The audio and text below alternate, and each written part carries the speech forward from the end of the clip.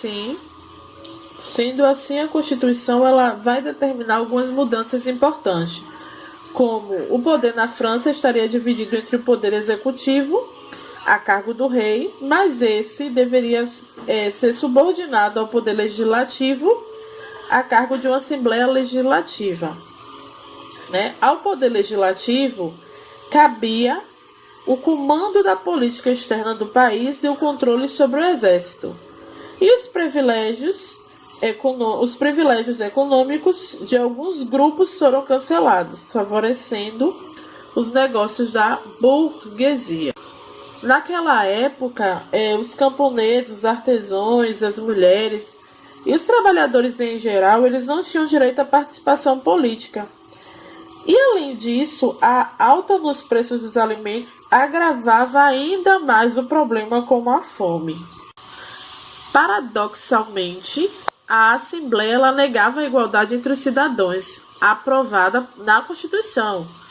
Por isso, para muitos estudiosos, historiadores, a monarquia constitucional ela era estabelecida após a Revolução, né? Ainda mantinha muito dos aspectos do antigo regime absolutista.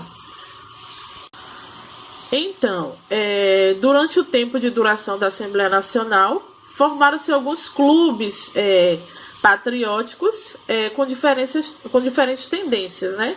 Nós tínhamos os girondinos, né, que eram representantes de província francesa, da Gironda. Eles eram favoráveis ao rei e à realeza. Consideravam-se defensores de princípios liberais, mas eram menos radicais, e compunham-se basicamente da alta burguesia e era liderado por Brissot e Condorcet. Já os jacobinos, o nome deriva dos mosteiros onde realizava suas reuniões, foram os mais populares da época da agremiação do período, né? Eles tinham como objetivo discutir a Constituição e fortalecê-la. Eles eram unidos aos sans-culottes, né? Eles pretendiam depor o rei. E durante os trabalhos da Assembleia Legislativa, os jacobinos eles identificavam-se como revolucionários e patriotas. Reunia-se do lado esquerdo do plenário e seus principais representantes foram Danton Mara, Robespierre e Santos-Duche, né? Então, nessa foto nós temos a representação das assembleias, né? Onde ficavam os girondinos, né? Os jacobinos. Existia também os da planície ou do pântano, que eles ocupavam os lugares mais baixos e se caracterizava na posição oscilante, né? Ora eles eram favoráveis aos girondinos, ora eles eram favoráveis aos jacobinos. E por último, gente, ficavam os da montanhas, que eram chamados de montanhenses. Eles ocupavam lugar situado no alto do plenário e defendiam as posições mais radicais.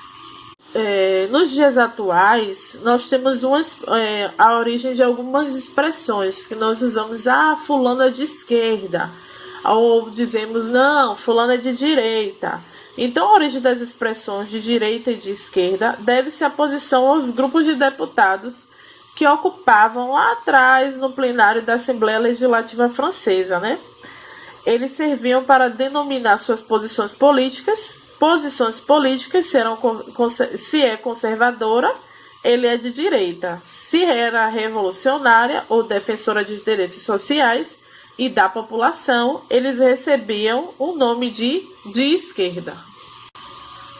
E aí vamos para o terror jacobino. O regime do terror, ele estendeu-se entre 1792 até 1794. E no decorrer desse tempo, o jacobino Robespierre, ele assume o poder e exerce de forma extremamente autoritária, apesar de ser a favor da liberdade. Houve a formação de um comitê de salvação pública encarregado das questões políticas externas e do exército. Posteriormente, tornou-se um órgão ditatorial dirigido primeiramente por Danton e mais tarde por Robespierre e Saint-Just. Aí eles vão falar que a violência e a radicalização política são marcas desta época. Por isso remete ao nome regime do terror.